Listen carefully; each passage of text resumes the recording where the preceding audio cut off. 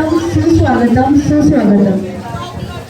हमारे सबके प्यारे गणपति बापा का स्मरण कर हमारे गणेश उत्सव के दूसरे दिन की भक्तिमय शुरुआत करते हुए सभी बोलिए गणपति बापा, गणपति बापा, गणपति बापा। कल बच्चों के मुख से हमने संस्कृत, हिंदी श्लोकों को सुन भक्तिमय शुरुआत की है। उसी उत्साह को आगे बढ़ाते हुए हम धार्मिक नाटिकाएं आपके समक्ष लेकर आ रहे हैं।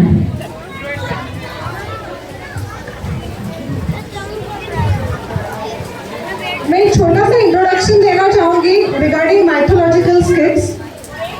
माइथोलॉजिकल स्किट्स करने और करवाने के पीछे का हमारा कुछ कारण है, कुछ उद्देश्य है। हमारी आज की जनरेशन को हमारे असली हीरोज के बारे में बहुत कम पता है। उनके लिए तो Harry Potter, Percy Jackson, Greek के गॉड्स और अभी बचा कुचा कोरियन और जापानीज भी आ गया है, जो पूरी तरह से उन पर हावी होते जा रहा है। So this is high time कि हम लोग उनको हमारे माइथोलॉजिकल कैरेक्टर्स से अवगत कराएं कि these are the real heroes.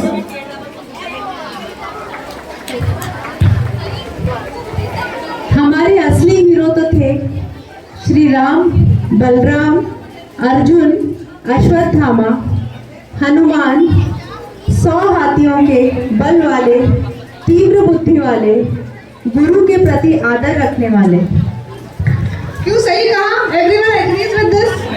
कौन थे हमारे असली हीरोज? अभी स्टेज के सामने आने वाले हैं आपके सामने। क्या हमारे आज की जनरेशन को ये पता है कि हमारे विष्णु के कितने अवतार हुए हैं?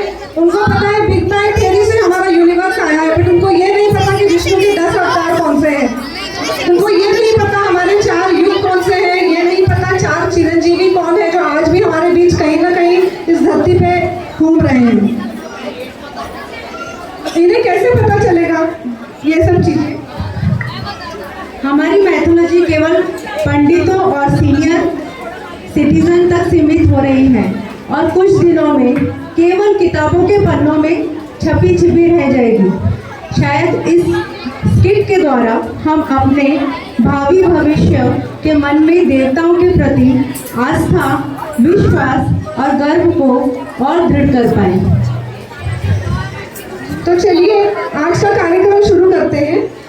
आज मंच पर आप लोगों के सामने हमारे नन्हे मुन्ने कलाकार अलग अलग धार्मिक किरदारों में सुंदर नाटिकाएं प्रस्तुत करने वाले हैं। विभिन्न देवी देवता, भगवान, राक्षस को आप इस स्टेज पे सजीव होते हुए देखेंगे और पौराणिक कथाओं का आनंद लेंगे। तो आइए स्टार्ट करते हैं। हमारा पहला स्किट है डिवाइन डिटेक्टिव्स। आज हम आपके सामने नाटक डिवाइन डिटेक्टिव्स प्रस्तुत करने वाले हैं। शुरू करने से पहले मैं आपको इस नाटक के पात्रों से परिचित करना चाहूँगी जिस क्रम में वे मंच पर आएंगे। पहले कृषभ गणेश के रूप में, फिर तनिष्का पार्वती के रूप में,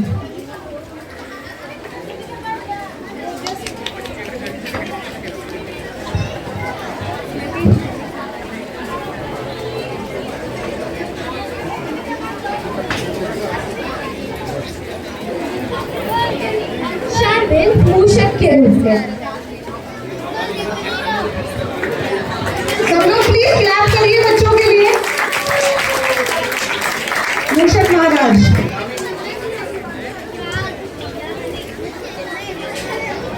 यांश श्री कृष्ण के रूप में,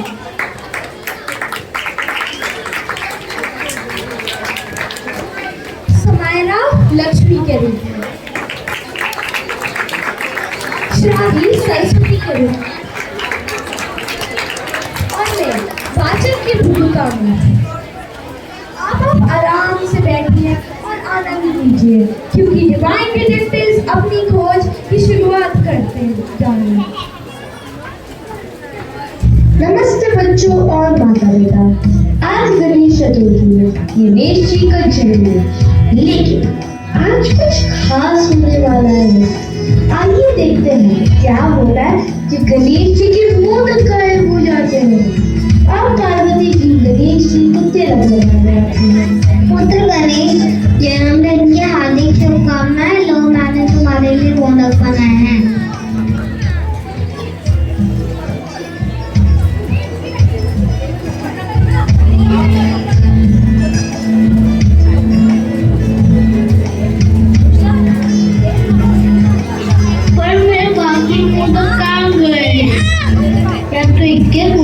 अब तो सिर्फ एक बचा है, मैं क्या खाऊं?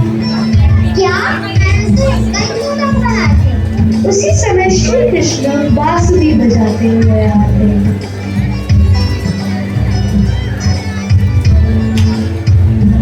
जन्मदिन की शुभकामनाएं करने तुम इतने उदास क्यों हो? थैंक यू श्री कृष्ण, लेकिन कोई तो मेरे सारी मोदक खा गया।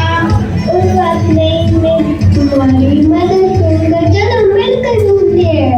फिर आती है लक्ष्मी जी, सोने की कलश और मिठाई लेकर।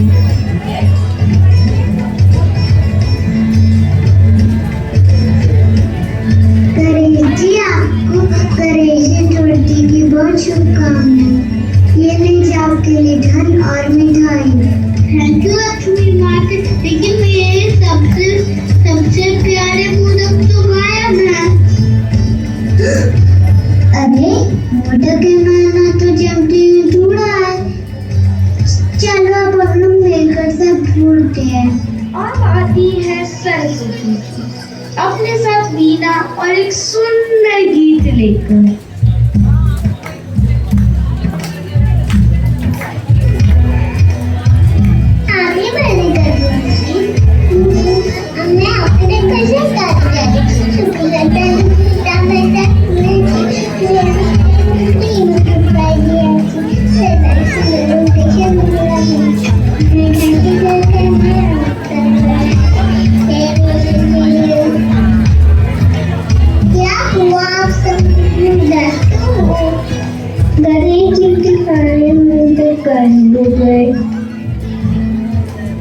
चलो दिमाग लगा दे, आखिरी बात मोदक खाते थे, उसको उसके टुकड़े दिख रहे थे, उसको फॉलो करते। सभी बच्चे उन टुकड़ों के पीछे पीछे मंच के कोने की तरफ बढ़ते हैं। चलो उन टुकड़ों का पीछा करें।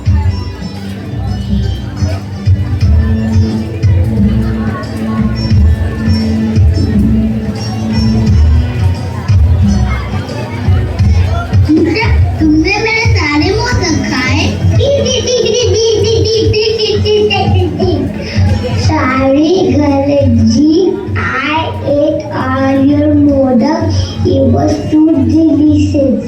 वो खुद को रोक नहीं पाया, मोदक बहुत स्वादिष्ट थे। वो बनाए तो जश्न का दिन है। चलो सब मिलकर मोदक बनाते हैं।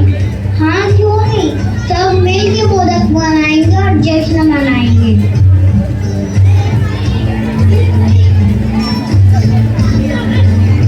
थैंक यू दोस्तों, ये मेरा सच जन्मदिन है।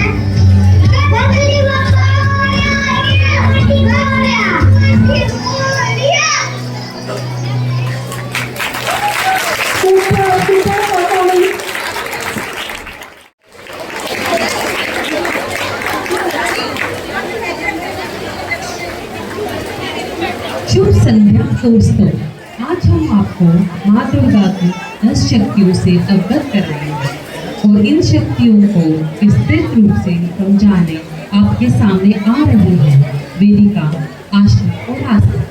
पहला दृश्य, दुनिया में संकट।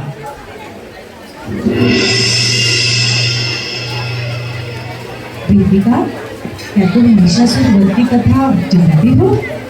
नहीं आस्था, क्या तुम मुझे बताओगी? हाँ हाँ, क्यों नहीं, सुनो। बहुत समय पहले महिषासुर नाम का एक राक्षस दुनिया में आतंक फैला रहा था। सभी देवता परेशान थे। उन्होंने एक शक्तिशाली देवी बनाई, माँ दुर्गा।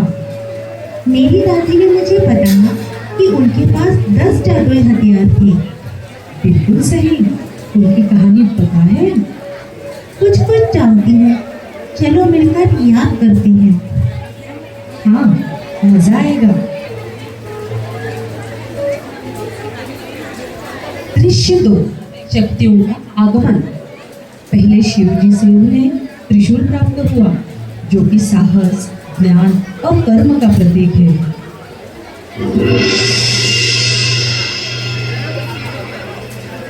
मैं इससे डर कर बनाऊंगी।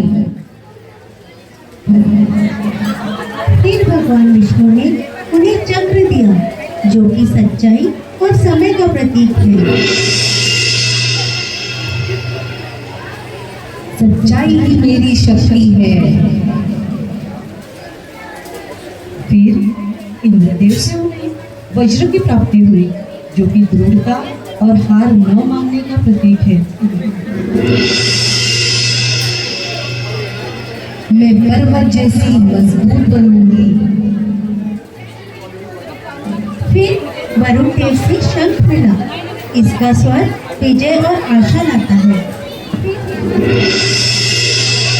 इसकी ध्वनि से साहस बढ़ेगा। वायुदेव से मिला धनुष और बाण। यह लक्ष्यों और सपनों की उड़ान का प्रतीक है। मैं न्याय और निशाना साधूंगी। अग्निदेव से भाला प्राप्त हुआ। यह ऊर्जा और उत्साह का प्रतीक है।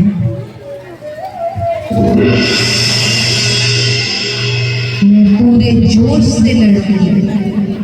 फिर यमराज से मिली तलवार। यह झूठ को काटती है और सच्चाई का प्रतीक है।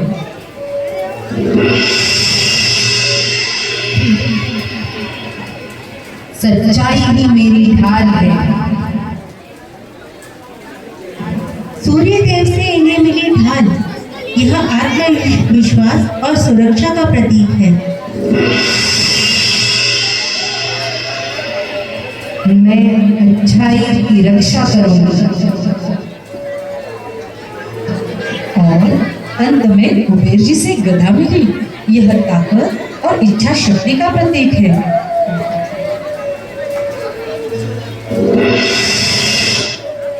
अब मैं पूरी तरह तैयार हूँ। अंतिम दृश्य संदेश। अपने 10 जादुई हथियारों के साथ माँ दुर्गा ने महिषासुर को परास्त किया।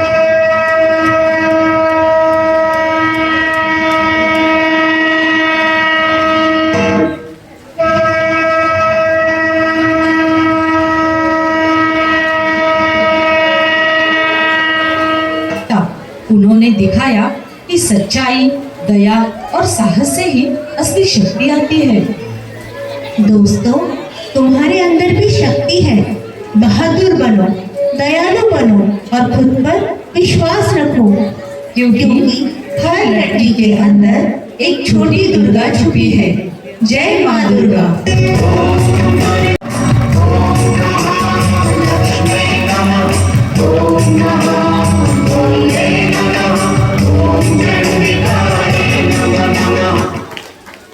कैरेक्टर्स हैं। सर्वप्रथम सर्व पूजनीय गणपति बप्पा मौर्य, ये अव्यांश द्वारा किया जा रहा है।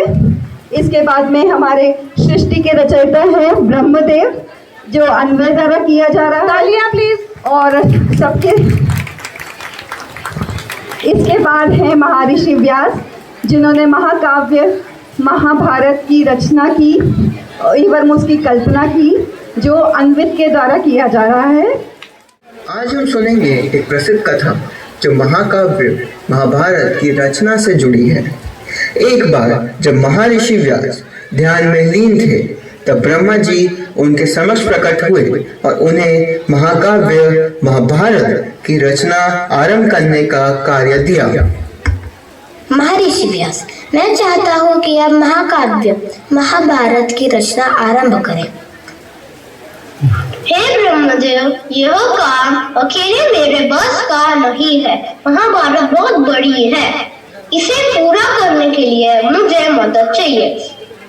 व्यास, यह सिर्फ एक कहानी नहीं है, यह तो आने वाली पीढ़ियों के लिए सीख बनेगी। इस काम के लिए तुम्हें एक दिव्य सहायक की जरूरत है।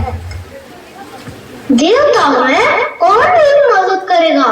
कौन इतना बुद्धिमान है कि इस महाकाव्य को लिख सके? व्यास, आपको भगवान गणेश से सहायता लेनी चाहिए। वे ज्ञान और धैर्य के देवता हैं। वे आपकी सहायता जरूर करेंगे। गणेश, क्या वे मेरी मदद करेंगे? गणेश दयालु है, उनसे प्रार्थना करो, वे मदद करेंगे। अगर गणेश की मदद कर सकते हैं तो मैं उन्हें जरूर ढूंढूंगा। मैं हर प्रयास करूंगा।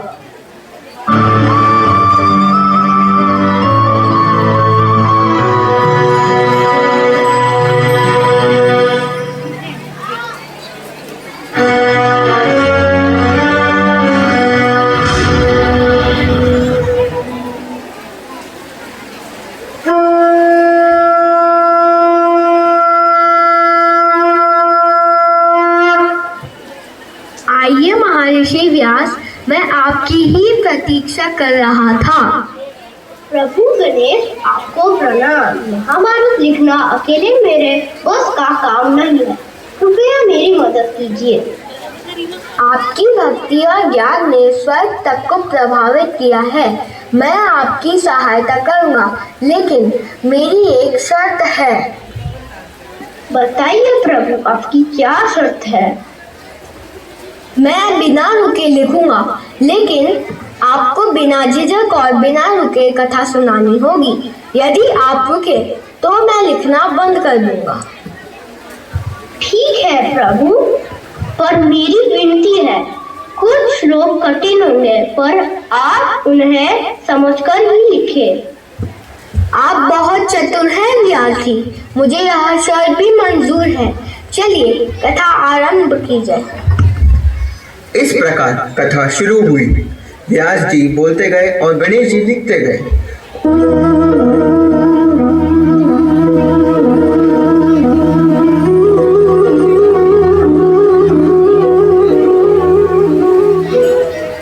उनकी लेखनी तेजी से चल रही थी, लेकिन अचानक एक घटना घटी। गणेश जी की कलम टूट गई, किंतु गणेश जी नहीं रुके। उन्होंने तुरंत अपना एक दांत तोड़ा और उसे ही लेखनी बना लिया। उसी दांत से उन्होंने लिखना जारी रखा। यह त्याग और दृढ़ निश्चय का अद्भुत उदाहरण था। इस प्रकार भगवान गणेश होनी चाहिए बच्चों के लिए, उनके तालियों में कमी नहीं। समर्पण और त्याग ने यह सिद्ध कर दिया कि वे सचमुच ज्ञान और लेखन के देवता हैं।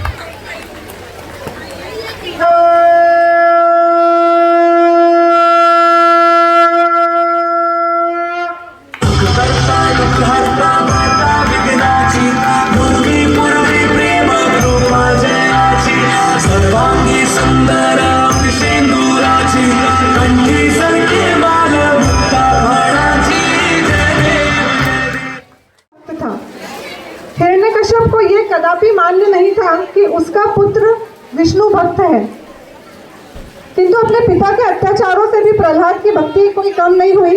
अपनी भक्ति की रक्षा करने के लिए स्वयं विष्णु जी ने नरसिंह अवतार लिया। नरसिंह अवतार मतलब जिनका सर शेर का है और धड़ आदमी का है। ये विष्णु जी के चौथे अवतार थे, जिन्होंने धरती पर अपने भक्तों की रक्षा करने के लिए जन्म लिया। तो आइए देखते हैं हिरण्यकश्यप की क्रूरता, प्रहलाद की भक्ति और नरसिंह अवतार। इस नाटिका में भाग लेने वाले बच्चे हैं Rida Bansal as Hiranyakashyap, Sai Borse as Prahlad, Prisha Saraf as Narad and Holika, Anisha Dwivedi as Narsingh, Abir Nikam as Vishnu and Brahma, and our cute Senex, Rudra Patil, Aditya Thakur, Rishikesh and Anish Sontake. Everyone please clap for them. We are about to start Nursing Avatar.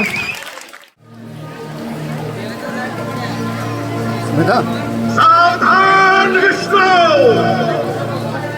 तुमने मेरे भ्राता हिरण्याक्ष की हत्या करके तीनों लोगों पर अधिकार किया है। मैं हिरण्यकश्यप अपने भ्राता की हत्या का प्रतिशोध लूंगा। किंतु विचार करो, विष्णुदेव अत्यंत शक्तिशाली हैं, उन्हें पराजित करना संभव नहीं।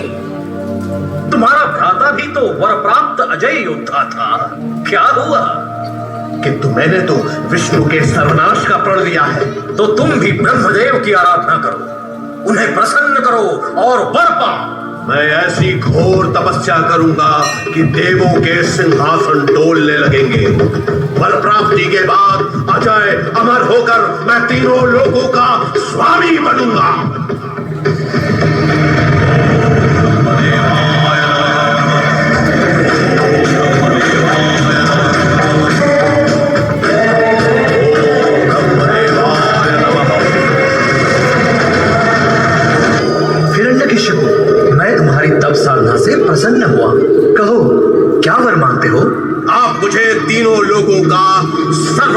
शक्तिशाली प्राणी होने का वर दे। न देवता, न मनुष्य, न कोई पशु, न दिवस न रात्रि में, न अंदर न बाहर, न स्वर्गलोक में न मृत्युलोक में, न ही किसी शस्त्र से मुझे कोई परास्त कर सके। वर दीजिए भगवान, वर दीजिए।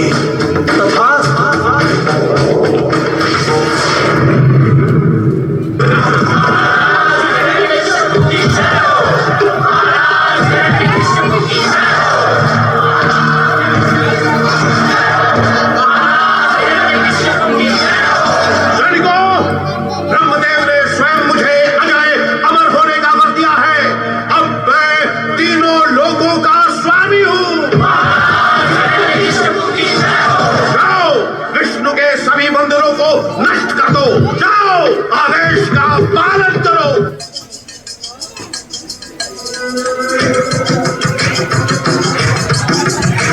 तालियां प्लीज।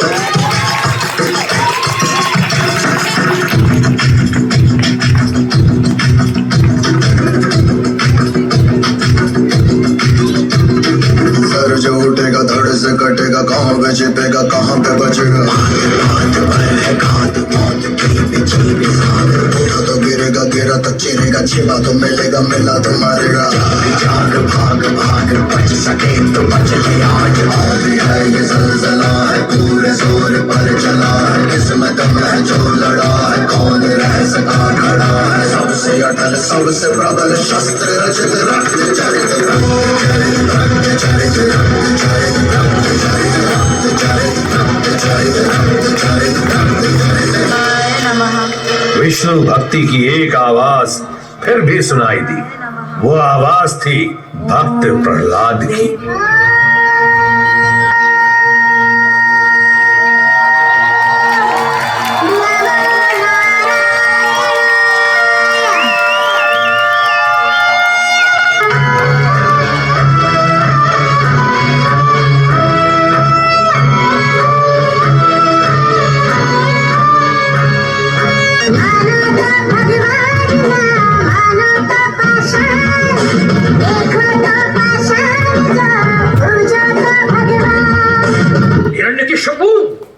ये कैसा अपशकुन है?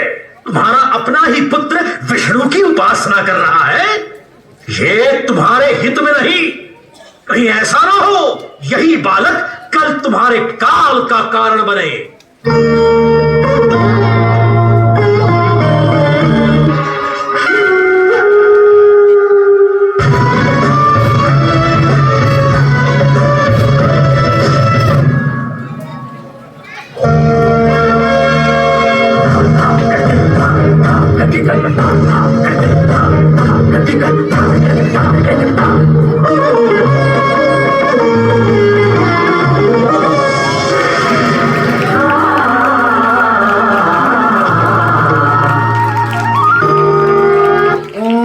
विष्णुदेवाय नमः, विष्णुदेवाय नमः।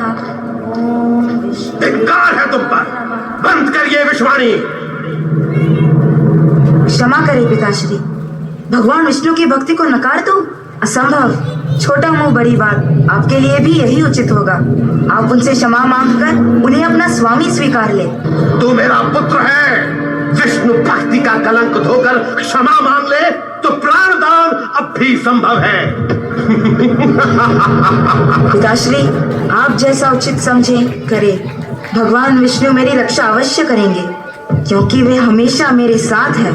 कहाँ है तेरा विष्णु? कहाँ नहीं है, हर कहीं है वो। तो इसमें भी होगा।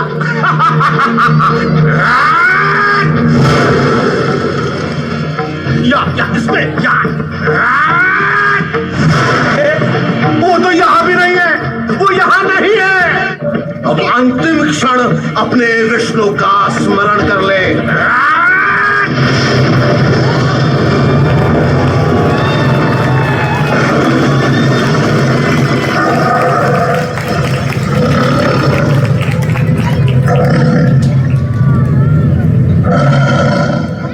अहंकारी राक्षस, तू अपने ही बुने हुए शब्द जाल की भेंट चढ़ गया है। स्मरण कर वरदान के शब्दों को।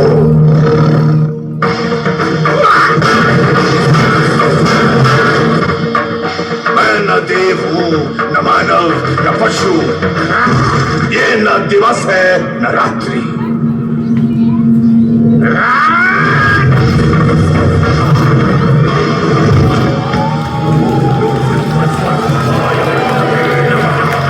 ये न अंदर है न बाहर, चौखट है। तू न आकाश में है न धरती पर, मेरी जंघा पर है। और मैं किसी शस्त्र से नहीं, अपने नखों से तेरा वध करूंगा।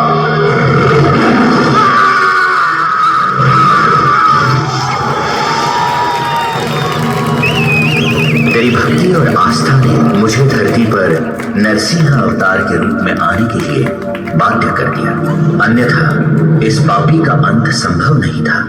अब यह धरती पाप मुक्त हो गई है। निर्भय होकर न्याय का पालन करते हुए शासन करो। आयुष्मान भव।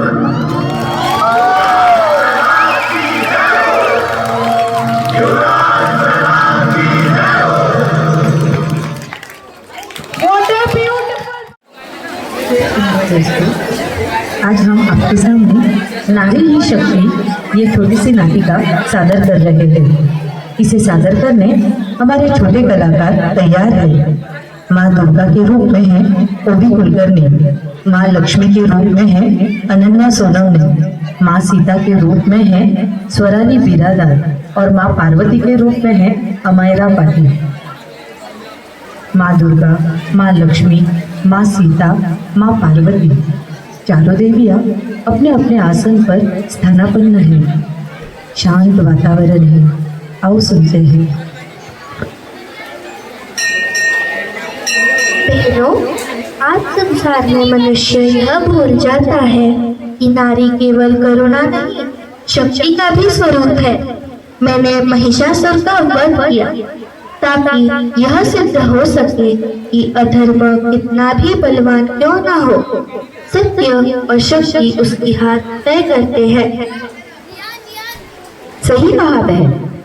मैं संसार में समृद्धि और ऐश्वर्य का प्रतीक हूँ, परंतु सच्चा वैभव तभी दिखता है जब उसमें धर्म और न्याय जुड़ा हो। यदि लोभ और अन्याय बढ़ जाए तो वैभव भी विनाश ला सकते हैं। आप दोनों की बातें हृदय को छू रही है। मैंने अपने जीवन में यह अनुभव किया कि स्त्री की सबसे बड़ी शक्ति उसका धैर्य और सत्य पर अडिग रहना है। अशोक वाटिका में मैंने यह दिखाया कि परिस्थितियां चाहे कितनी कठिन क्यों ना हो, विश्वास और संयम ही स्त्री की सबसे बड़ी ढाल है। बहुत ठीक कहा सीते। मैं पार्वती हूँ, पर शिव शक्ति के रूप में मैं ही काली और अन्नपूर्णा भी हूँ। एक और मैं स्नेह और मातृत्व का स्वरूप हूँ, तो दूसरी ओर अन्याय और पाप को नष्ट करने वाली शक्ति भी। यही नारी का वास्तविक स्वरूप है। तो बहनों, क्या यह सत्य नहीं है कि हर नारी में हमारी ही झलक है? जब वह माँ बनती है तो सीता और पार्वती की तरह त्याग और ममता का प्रतीक होती है। जब वह घर संभालती है तो लक्ष्मी का रूप होती है, और जब वह अन्याय के खिलाफ खड़ी होती है तो दुर्गा और काली बन जाती है। हाँ, यही संदेश मानव समाज को समझना होगा। नारी का सम्मान करना ही धर्म है। यदि नारी का सम्मान नहीं होगा तो किसी भी युग में राम राज्य या स्वर्ण युग संभव नहीं होगा। तो आओ आज हम सब मिलकर यहाँ व्रत लें। जहाँ भी अधर्म, अन्याय या स्त्रियों का अपमान होगा, हम उस आवाज को जगाएंगे।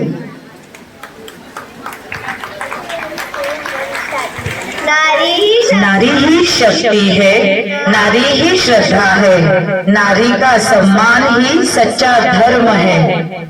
यत्र नार्यस्तु पूज्यन्ते रमन्ते तत्र देवताः, यत्र स्तास्तून पूज्यन्ते सर्वास्तत्र फलाक्रियाः।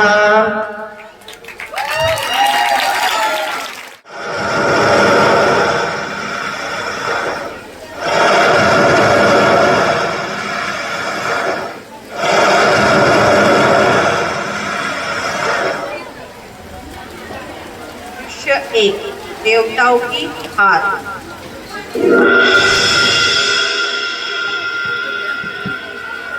देवताओं की शक्ति कम हो गई थी।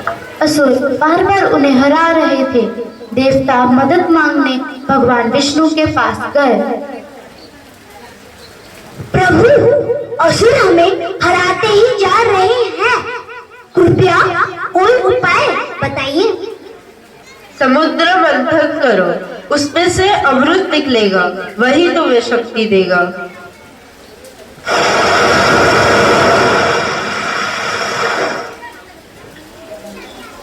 दृश्य 2 असुरों से समझौता।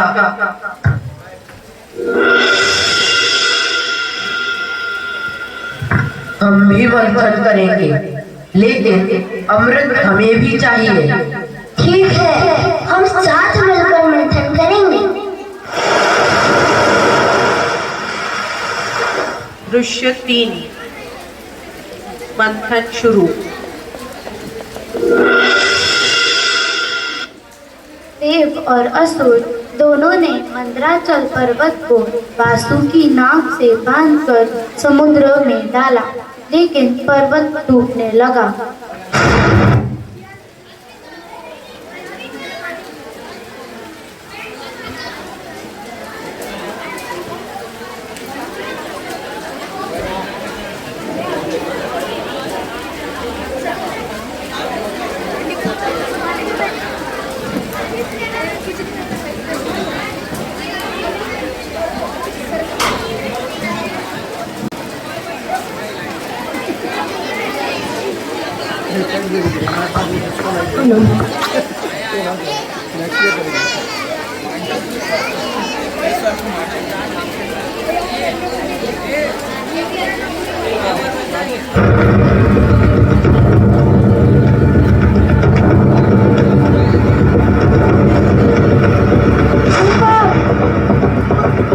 डूब रहा है, अब मंथन कैसे होगा? आप सब विचलित न हो, मैं कछुए का रूप धारण कर लेता हूँ और पर्वत को अपनी पीठ पर रख लेता हूँ। दृश्य 4 समुद्र मंथन से हलाहल विष निकलना।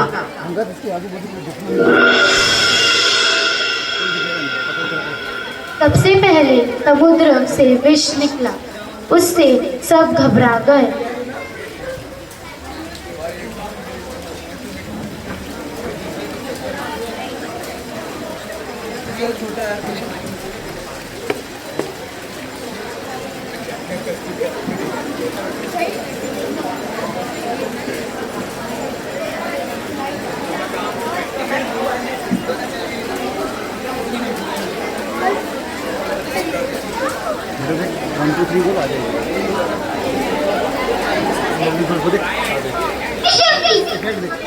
इस हलाहल विष से बचाइए। ये सारी पृथ्वी नष्ट कर देगा। जटाटवी गलज्जल प्रवाह पावितस्थले कलेवलम्ब्यलम्बितां भुजङ्गतुङ्गमालिकां कमण्डमड्डमड्डमन्निनादवड्डमर्वयं चकार चण्डताण्डवं तरोतु शिव शिव। मैं यह विष पी लूंगा, सृष्टि की रक्षा ही मेरा धर्म है। स्वामी, इससे आपके शरीर को कोई हानि तो नहीं होगी? यह विष मेरे कंठ में ही रहेगा, मैं इसे नीचे नहीं जाने दूंगा। प्रभु, मैं आपकी तपस्या और त्याग को प्रणाम करती हूँ।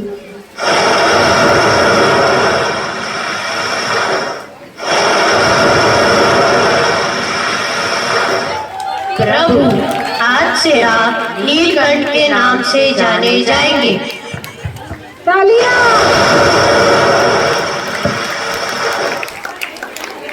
दृश्य 5 लक्ष्मी प्रकट होती है।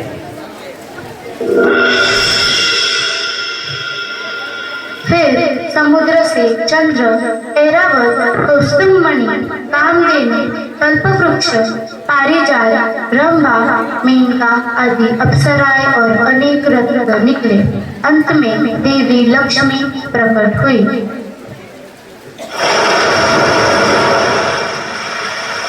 प्रभु, मैं समुद्र से आई हूँ।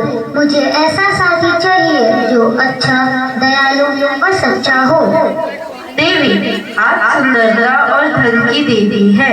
अगर आप मेरा चयन करें तो मैं अत्यंत प्रसन्न हो जाऊंगा। आप सबका भला करते हैं। मैं आपको ही अपना जीवन साथी बनाना चाहती हूँ। मैं हमेशा आपके साथ रहूंगा। जहाँ विष्णु है वहाँ लक्ष्मी भी रहेगी। जहाँ धर्म है वहाँ सच्ची समृद्धि भी है।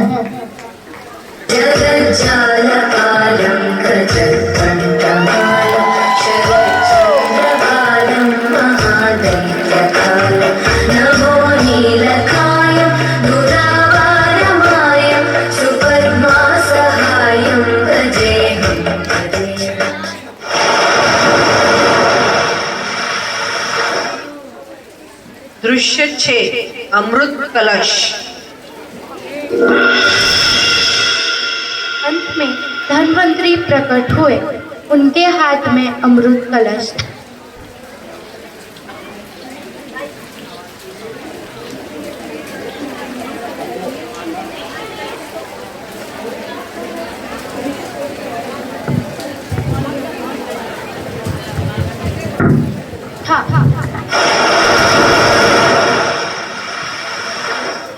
यह है अमृत।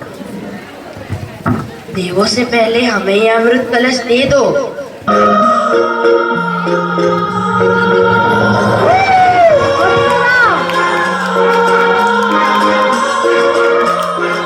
हे देवों और असुरों, अमृत को लेकर लड़ाई ठीक नहीं। मैं इसे समान रूप में आप सब में बांट दूंगी।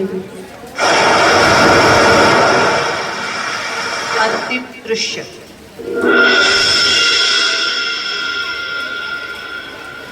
धन्य है आप देवी, हम आपकी बात मानते हैं।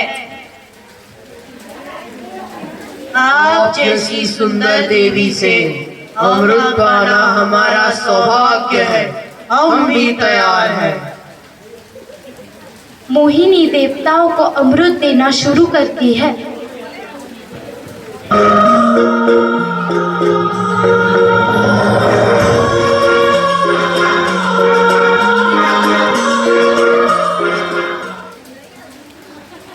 हमें भी मिलेगा ना?